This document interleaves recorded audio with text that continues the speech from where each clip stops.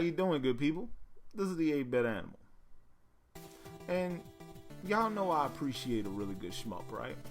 Y'all know that's my jam.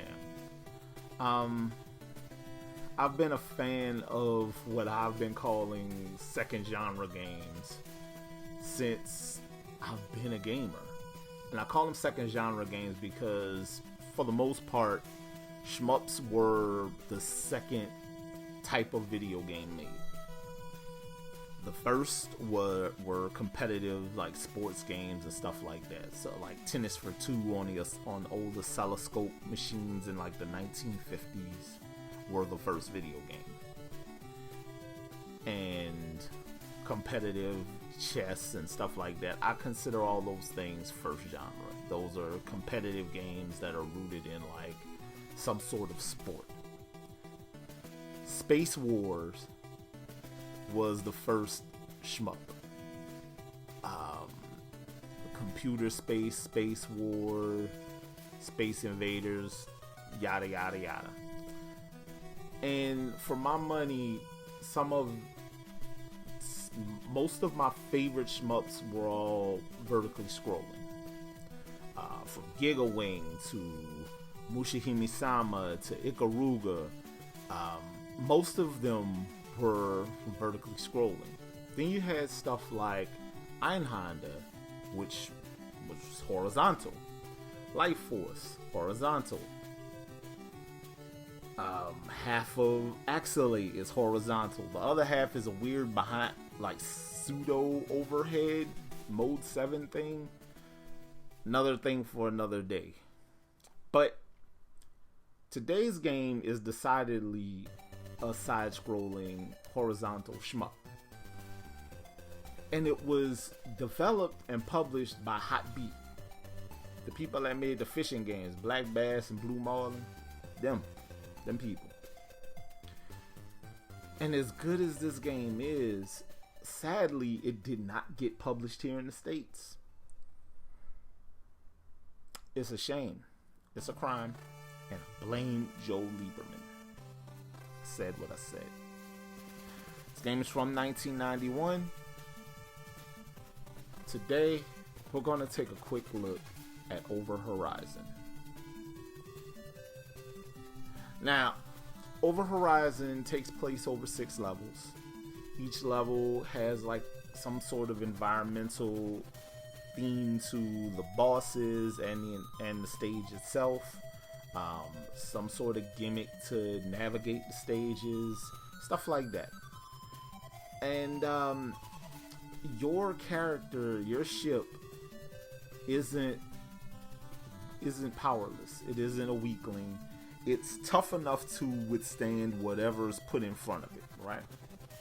Because you can fire ahead of you and fire behind you, which was novel for the NES at the time.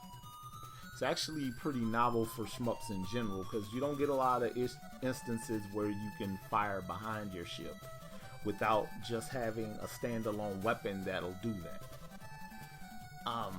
This game is actually beautiful, to say it's 1991, and most of your stages have like black backgrounds and stuff like that going on. It's a really good looking game. Your ship never feels super weak, and you can edit your weapons. There's a weapon edit. So that's also a pretty cool thing, where you can set up your ship you can set up the homing level of each weapon. You can turn all of your weapons into homing weapons, which is kind of nuts, but also pretty dope. But yeah, this game is pretty awesome. There are little puzzle instances that happen in this game. There's not a whole lot of slowdown, but when there is, it's helpful. This isn't anywhere near as hard as, say, Xanac. You can be aggressive with your enemies, and the game won't ramp up the difficulty on you like it does in Xanac. And yeah, just in general, this is a solid effort. And one of the great crimes that I'm always talking about where a really, really good game just does not get brought to the US. And this was a shmup. So it could have easily been brought to the US. It could have easily been localized with very minimal menu editing. But there you go. Now, let's say you want to get yourself a copy of Over Horizon. If you go hunting for an import, baby, make sure to play on your console. As far as getting yourself you can get a Famicom cart, or you can get yourself either a PAL region cart, or a repro. Lots of people are making repros of this game. The repro will play on your stock NES. It won't play in a Retron, but it'll play in your stock NES. So, yeah, you could probably get a repro for about either between $25 and $50. As far as genuine OG carts, those might be a little pricier. Those will be up above $50. But we live in a world where you can get a repro. Just go get a repro. It's better for your health, you know? And you'll know what you're getting when you pay for that. But this has been the 8-Bit Animal, and I'll catch you beautiful people tomorrow.